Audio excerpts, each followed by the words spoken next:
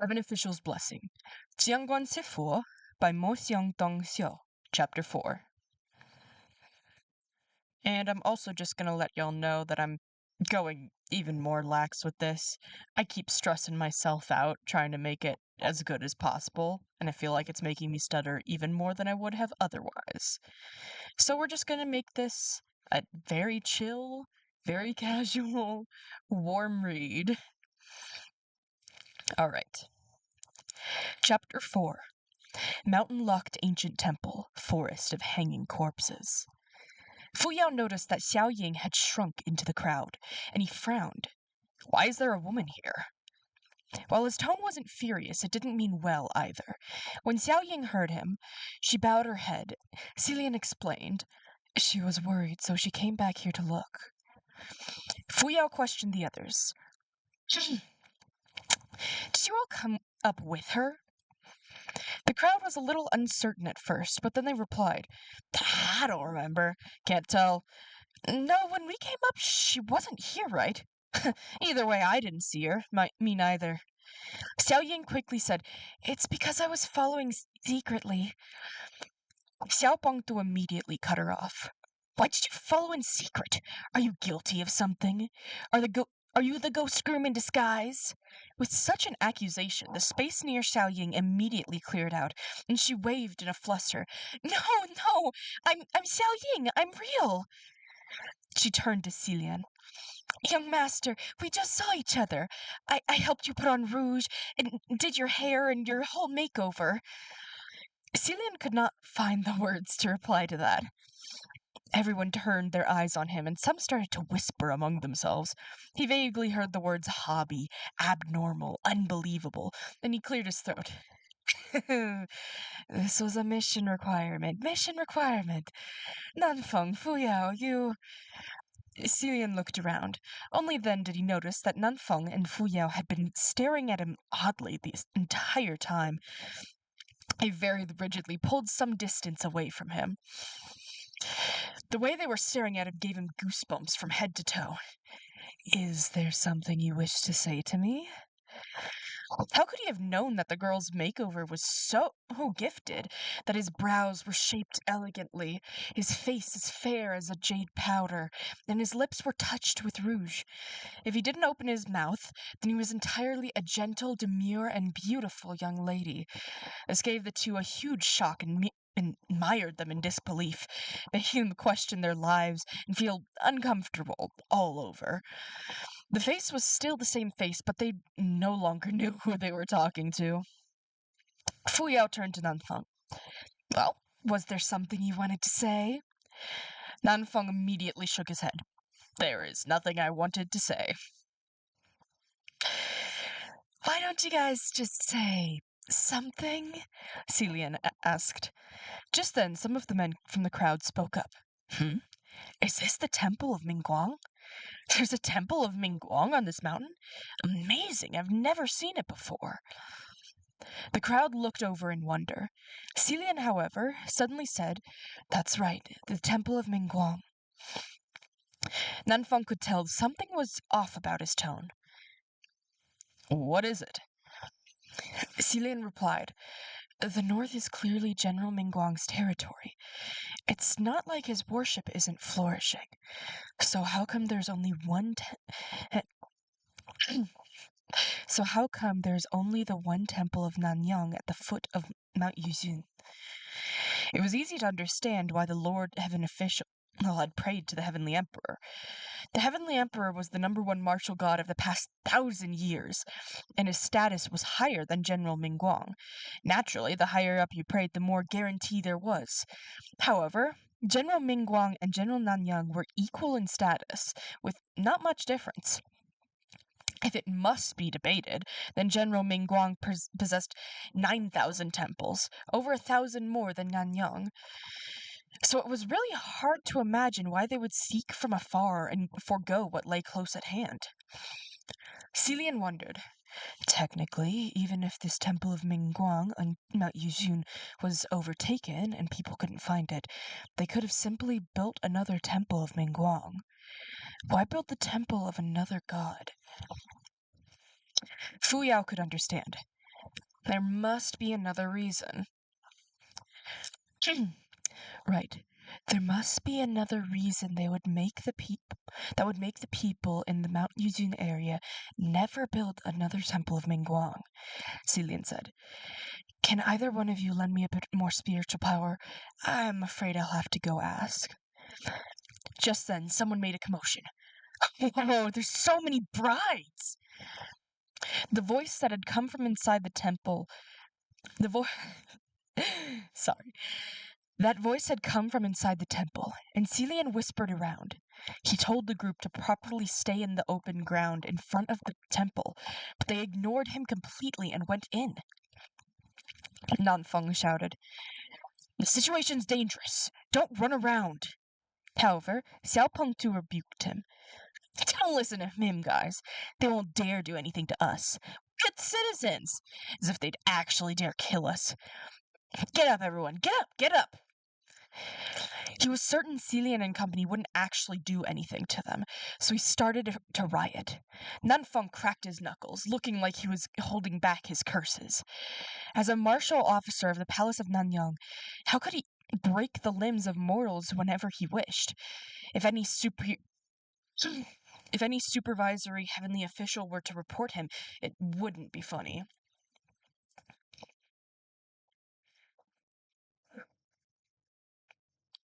Xiao Pengtu sneered. Don't think I don't know what you guys are thinking.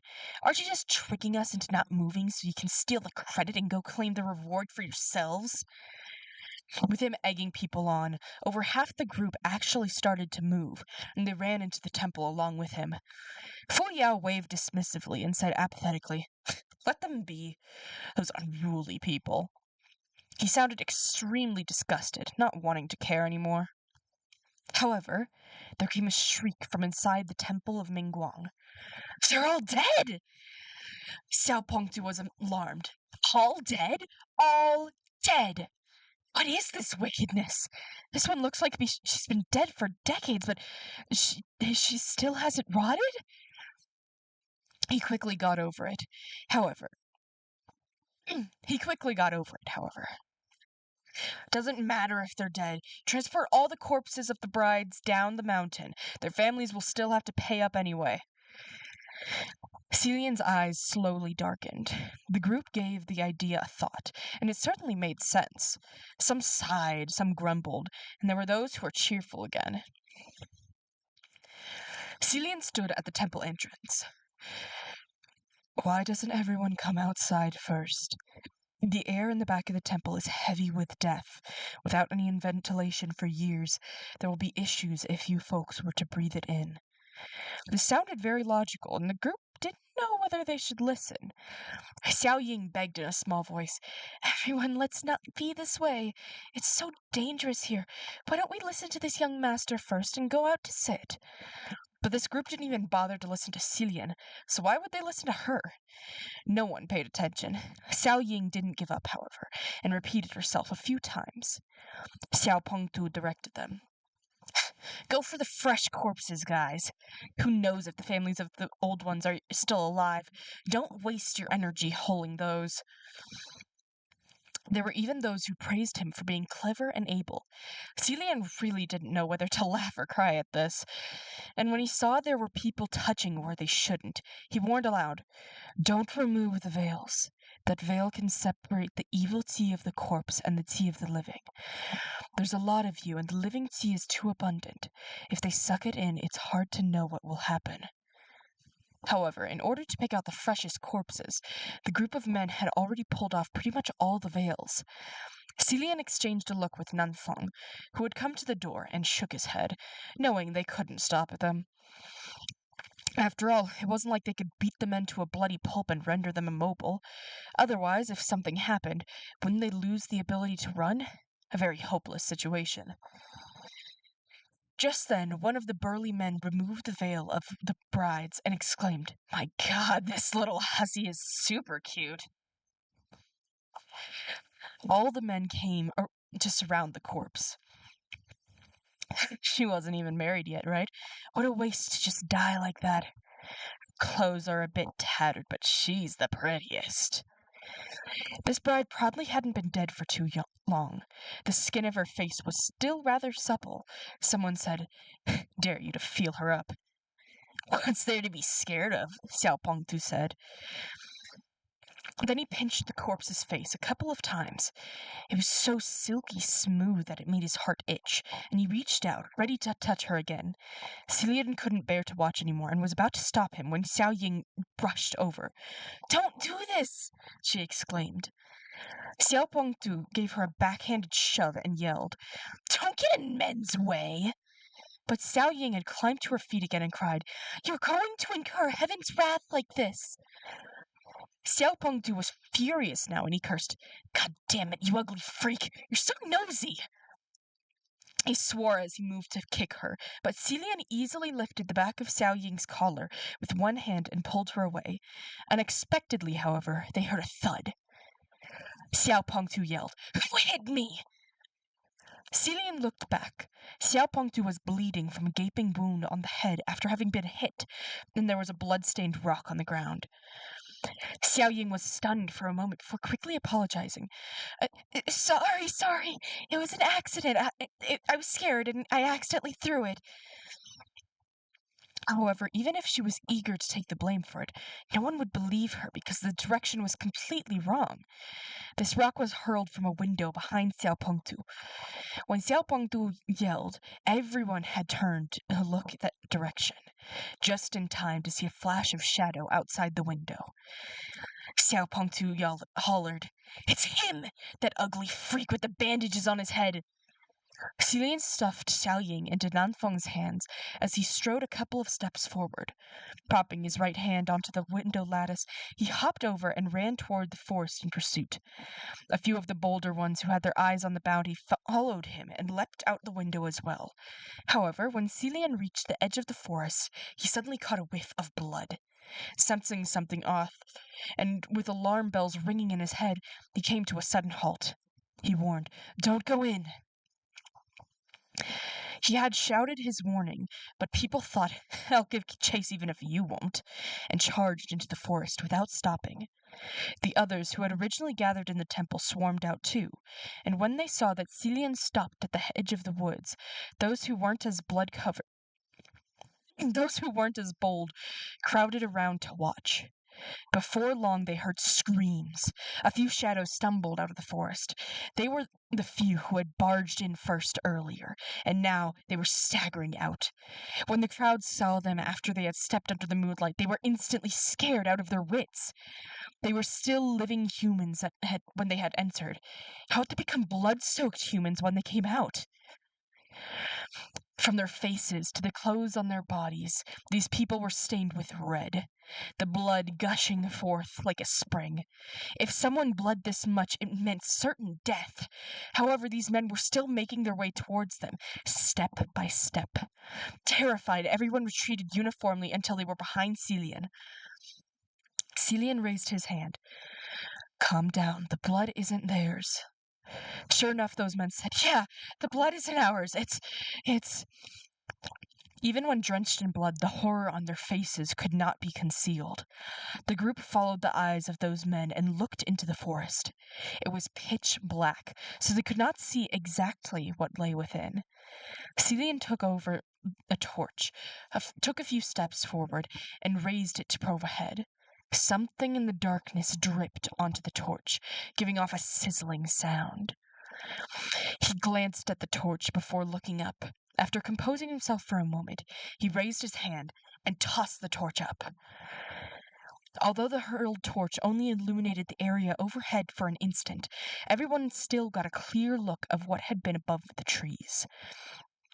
Long black hair, deathly pale faces, tattered military officers' uniforms, and arms dangling in the air.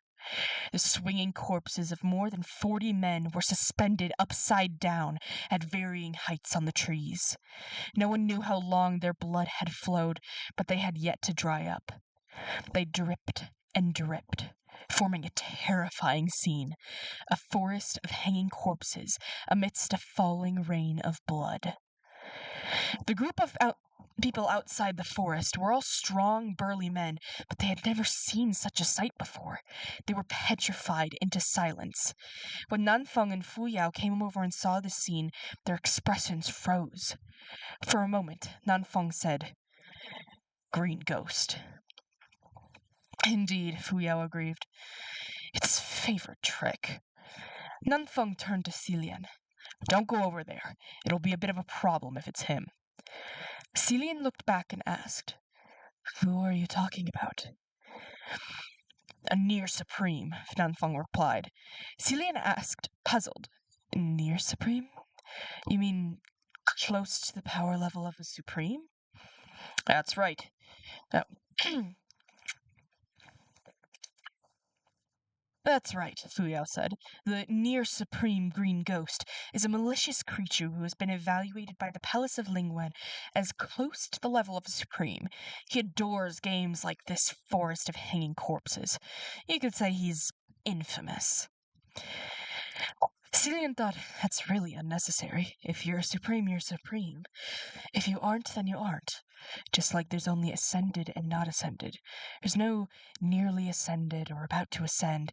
Adding near only makes it awkward for everyone. He recalled when that young man led him all the way here. There had been the sound of rain pitter-pattering on the surface of the umbrella. Could he have held it up to shield him from the blood rain of the corpse forest? He let out a soft "ah," and the other two immediately asked, "What's the matter?" Thus he gave a brief account of how he met a young man while he was in the sedan, and how that young man had brought him here. When he was done, Fu Yao said skeptically, "I noticed the enchanted array on this mountain when I came up. It was immensely tough, but he broke it so handily." Xilian thought, rather he crushed it under his heel without even noticing the feat. He said, "That's right. This near supreme green ghost you speak of, could that be him?" Nanfeng considered it briefly. "I've never seen the green ghost before, so I can't say. Does that young man you say have any distinctive features?" "Silver butterflies," Xilian said. Earlier, when Nanfeng and Fu Yao saw the forest of hanging corpses, they remained considerably composed. But the instant those words left Xilian's mouth, he could clearly see the drop in their faces. Fu Yao exclaimed in disbelief. "What did you say? Silver butterflies? What kind of silver butterflies?" Xilian realized that he had probably said something significant and explained, "They're like silver, yet also like crystal. They don't seem to be living creatures, but they look quite pretty." He saw Nanfeng and Fu Yao exchange looks with expressions so grim their faces were almost green. After a while, Fu Yao said darkly, "Leave, right now." "We haven't settled the case of the ghost groom yet. How can I leave?" "Settle?" Fu Yao said. He turned back and sneered. "Seems like you really have tarried too long in the human realm. This ghost groom is merely a wrath. Even the green ghost of this hanging corpse forest is merely a near supreme, as pesky as he might be." After another pause, he said in a stern voice, "Do you know what Do you know who the master of those silver butterflies is?" Xilian replied honestly, "I don't." "Even if you don't, there's no time for me to explain now," Fu Yao said stiffly. "In short, he's someone you can't handle. You'd better hurry back to the heavenly realm and ask for reinforcements." "Then you head back first," Xilian said. The master of those silver butterflies never showed any hint of malice," Xilian said. "If he does harbor malice, if he really is as terrifying as you claim, then no one within the perimeter of Mount Yuzun would be able to escape his clutches. All the more reason someone has to go stand guard here, right now." So why don't you go back first and help me seek reinforcements? He could tell Fu Yao didn't want to remain here and deal with so many troublesome matters. If that was the case, then Celian wouldn't force the issue. Fu Yao was a straightforward person, so he really did leave on his own with a toss of his sleeves. Celian turned towards Nanfeng and was about to inquire further about that young man when there was another commotion in the crowd. Someone shouted, "We caught him! We caught him!" Now Celian didn't have time to ask anything anymore either. Who did you catch? Two more bloody figures emerged from the forest. One was a burly fellow who had charged into the forest earlier, and who was one of the few who had not been scared off by the blood rain in the corpse forest. The other was a young boy being dragged along by him in a firm grip, his head and face messily wrapped with bandages. Celian still remembered what the tea master had met earlier in the little shop had said. Apparently the ghost groom is an ugly creature living on Mount Yujun, and because it's so ugly, no woman loves it, which is why it grew hate in his heart, and began robbing others of their brides to ruin their happy occasions. They had thought this might have been a rumor at the time. Who would have guessed there was actually such a person?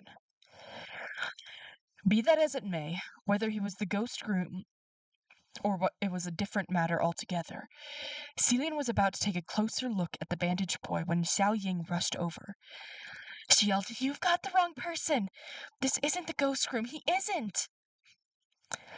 Xiao Pengtu shouted back, "He was caught red-handed, and you still say he isn't!" He paused, as if something had suddenly dawned on him. Then he continued, "Oh, I was wondering why you're always asking me so strange. Always insisting, he isn't. So you're in cahoots with the ghost groom." Stunned, Xiaoying waved her hands. No, I'm not. He's not either. He hasn't done anything. He's just an ordinary... Xiao Pengtu pressed on aggressively. Ordinary what?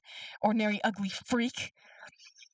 He yanked at the bandaged boy's hair a couple of times and said, "Then why don't we take a look at how ordinary this ghost groom looks, since he loves stealing others' women so much?"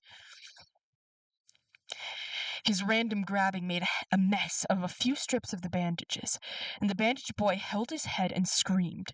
His cries were full of fear, incredibly mournful and pitiful. Celian seized Xiao Pengtu's arm. Enough. When Xiaoying heard the young boy's screams, her tears tumbled down. When she saw Celian stopping Xiao Pengtu, it was akin to seeing hope. She hurriedly grabbed his sleeves and begged, Young master, help me, help him." Celian cast her a look, and Xiaoying let go of his sleeves in embarrassment, as if afraid he would scorn her touchy-feely hands and would not want to help her any more. Celian comforted her. "It's fine." He took another look at the bloody-headed, bandaged boy and realized that he was also peeking at Celian with wide, bloodshot eyes through the gaps on the bandages under his hands. The boy only stole a glance before quickly lowering his eyes, and he hurriedly scurried to secure the bandages again. Although he did not reveal his face, the patch of skin was exposed, and that bit was already horrifying, as if it had been burned by fire. It was not hard to imagine how scary the face that laid under the bandages was, and the others sucked in a breath while the boy shrank even more. Celian noticed that the way Celian noticed the way those two Howard was my gods. I just had a CT today, so I'm so dizzy. I don't know why I read. My vision's all blurry. But still, it's fun to read. So we're doing it anyways. Celian noticed the way those two cowered was exactly the same. It was as if they were afraid to step into the light, afraid to see other people. He sighed inwardly. Next to them, Xiao Pengtu was alarmed. Why are you scheming? We are the ones who caught the ghost groom. Celian let go of him. I'm afraid the ghost groom won't let you catch him so easily. My friend searched around here earlier, but he didn't find him. It's possible this boy came from much later. The real ghost groom should still be here. Xiaoying also mustered up her courage. You want the reward money, but you can't just catch anyone at random to make up the numbers. Xiao Pengtu clearly wanted to hit her again after hearing this. He had been causing trouble since earlier, and Celian finally couldn't endure it anymore. He waved his hand, and Rui flew out to give Xiao Pengtu a slap with a thwack that knocked him over. Nanfeng seemed to have reached his limit too, and immediately followed up with a kick. The youth finally toppled to the ground and remained still. This person was the lead instigator, so once he became immobile, the crowd didn't know who to take aim at, and settled down. There were a few scattered outcries here and there, but the commotion was over. Celian thought, finally, we can get down to business. He seized the young boy on the ground for a moment. He sized up the young boy on the ground for a moment and then asked, Were you the one who threw the rock in the window earlier? His voice was gentle. The bandaged boy, who was trembling uncontrollably, peeked at him again and nodded. Xiaoying explained, He didn't want to harm anyone. He just wanted to help me. When it looked like Xiao Pengtu was going to hit me, Celian asked the boy again, Do you know what's with all those corpses hanging in the forest? Xiaoying answered, I don't know what's going on, but he's definitely not the one who hung them up. The bandaged boy trembled nonstop, but all he did was shake his head repeatedly. Nanfeng, who had been staring at him, suddenly said, Who is the green ghost Qirong to you? Celian gave a slight start upon hearing that name. The bandaged boy, however, just looked blank. He showed no reaction when the name was uttered. And he was too scared to reply to Nanfeng. He's too scared to talk, Xiaoying explained. All this while she had been trying her best to protect the strange boy. Celian implored gently, Miss Xiaoying, what exactly is the matter with this child? Tell me everything you know. Xiaoying seemed to summon up a little courage at the sight of Celian. Firelight shone brightly on her face, but she was no longer avoiding it. Wringing her hands, she said, He really didn't do anything bad. This child simply lives on Mount Yuzun. Sometimes when he's too hungry, he'll happen to steal from my house. I saw that he couldn't really talk and there were injuries on his face, so I found some cloth for him to bandage himself with. I'd also give him food sometimes. Celian had initially thought them to be a couple, but now that he learned all of this, Xiaoying's reciprocal protectiveness was more like that of an older sister, or even an elder taking care of him. She added, Later, there were many who thought he was the ghost groom. I couldn't convince them, so I only had to hope that the real culprit would be quickly captured. I thought, since you're so capable, prepared to act as a bride to catch the ghost groom and everything, then at the very least you wouldn't catch the wrong person, because he would never, ever hijack the wedding sedan. But the moment I headed out, I heard that Xiao Pengtu and the rest wanted to search the mountain today too. I was really worried, so I came up to take a look. He stood as a shield before the boy, as she was afraid the others would hit him again, and defended him further. He really isn't the ghost groom. Look at him. It's taken so few to beat him like this. How in the world could he defeat so many military officers escorting the bride's sedan? Celian and Nanfeng exchanged glances, both equally finding this to be a headache. If it was as she said, then wasn't the boy completely unrelated to this incident? The bandaged boy, the wrath, the ghost groom, the near supreme ghost, and that powerful, influential master of the silver butterflies, who made all the heavenly officials turn pale at the mere mention of his name. To think that small Mount Yuzun would see a never-ending flow of strange guests. This truly was a tough case to deal with. Who was who? What was the relationship between who and who? Xilian felt his headache intensify several times over. He rubbed his forehead and temporarily stopped thinking about how much how much truth there was in Xiao Ying's words. Something else suddenly came to mind that he'd been meaning to ask, and he said, Xiao Ying, have you always lived near Mount Yuzun? Xiao Ying replied, Yes, I've always lived here. I can guarantee that he's never done anything bad here. No, I wanted to ask something else, Xilian said. Are there no other temples of Mingguang built in the vicinity of Mount Yuzun other than the one on this mountain? Xiao Ying was taken aback. Um, she thought about it and said, There should have been others, I think. At her response, Xilian suddenly had the vague feeling he'd grasped something important. He asked, Then why did I only see a temple of Nanyang at the foot of the mountain, but not a temple of Mingguang? Xiao Ying scratched her head. They tried to build one before, but I heard every time construction of a temple of Mingguang was in the works, there would always be a fire for some reason halfway through. Some people said that it probably meant Mingguang could not protect this place for some reason, so they switched to General Nanyang. Nanfeng noticed Celian's frozen expression and asked, What's the matter with you? Celian suddenly realized that it was all too simple. The brides who could not smile, the temple that had caught fire for no reason, the temple of Mingguang locked away by the enchanted array in the mountain, the majestic martial god statue of General Pei, the ghost groom who had disappeared into thin air after being wounded by Rue. It's all too simple. It was only because there was always something else interfering and diverting his attention that he hadn't realized such a simple truth right from the start. He forcefully seized a hold of Nanfeng and exclaimed, Lend me some spiritual powers.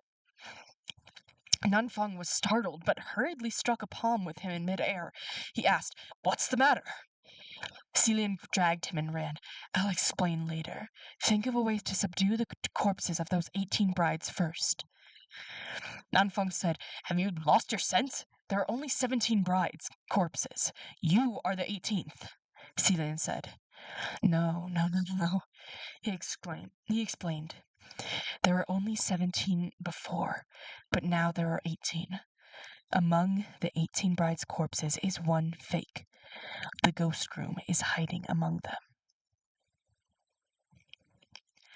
I'm going to make this chapter a multiple-parter, because as said before, I had a CT with contrast today, so I'm all shaky and dizzy and feel weird.